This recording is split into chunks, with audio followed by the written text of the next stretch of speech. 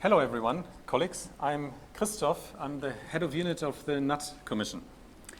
And my name is Dorota. I'm the committee's expert in the field of cross-border healthcare. We are both not in Brussels today, but we still wanted to tell you all about the upcoming consultation on cross-border healthcare. And just to tell you that we're very happy that you're working on it, and we're quite excited to be part of this pilot project together with you. So, Dorota, can you maybe explain what is cross-border healthcare in 10 words?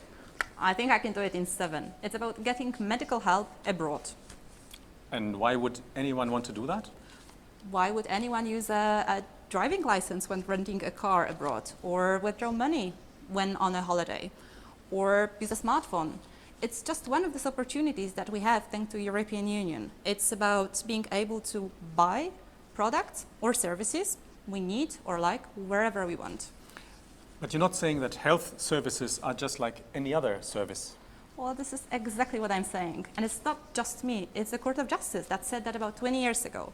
Back then, it was a groundbreaking ruling, much discussed. And together, we've got laws that enable us to actually seek medical help abroad. But this is not what we will be looking at the consultation. We will. But there are probably two types of services that you can, two types of situations where you can access this kind of services. One is a typical holiday scenario. You know, you go somewhere and then suddenly your kid had a bad fall, or you break your teeth or have an allergic reaction and you have to go to hospital. And then you usually just wave your European health insurance card and you're treated just like any other local resident in a waiting room. But this is not what we're looking at. We're looking at cases where patients actually choose to go abroad to access services because it's cheaper, because it's quicker, because it's better quality, or it's simply more convenient. And every year, about 200 European citizens already access these opportunities. 200,000? 200,000, yes. That sounds a lot. You have to put it in a perspective. There are, in the same time, about 2 million people waiving this card every year. So that's about 10% only. And if you look at the cost of these operations, of these interventions, it's only about 4 pro-mile of combined EU health budgets. So it's definitely not overused, and it's not that expensive for either regional or national health systems. And how would it be more convenient for people to move abroad for treatment? Do you have examples? Of course. I mean, imagine you're living in eastern part of Belgium, and your kid happens to develop a depression. There are no psychiatric pediatric services in Ostbelgien. So your choices would be, you could either go to Flanders or to Wallonia and access the services, but they would be in Dutch or in French. Or you can just go around the corner and have them in Aachen. It's simply just more convenient, common sense. Yeah. Okay, but that's a very specific example, and they speak the same language.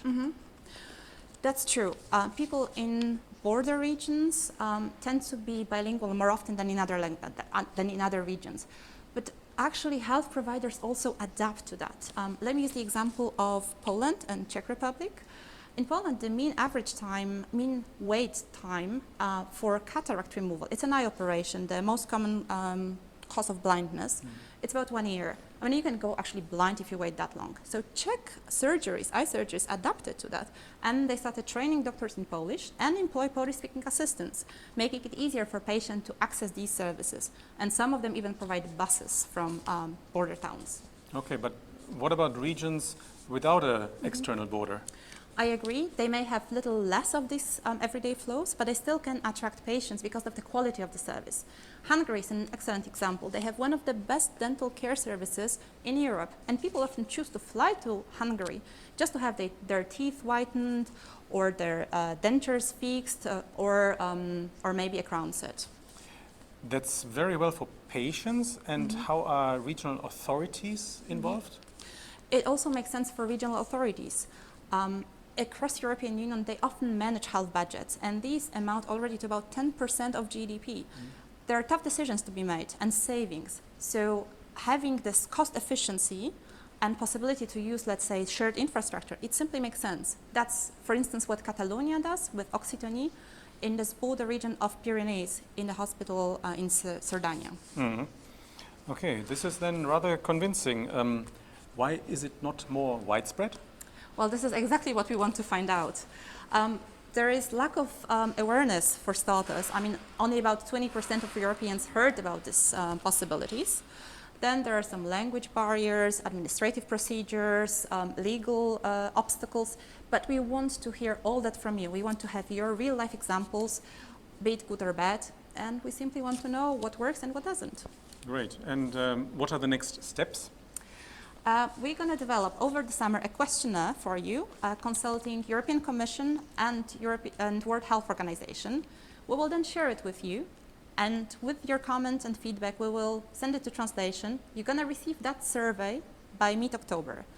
And then by the end of November, we will be looking forward to your answers. On this basis, we will we will write a technical report, which will then feed into a more political report that the Committee of the Regions will then take up to the Brussels decision makers. Great, thank you so much. Thank you everyone in the room for listening to us, and looking forward to seeing you when we do the consultation with you.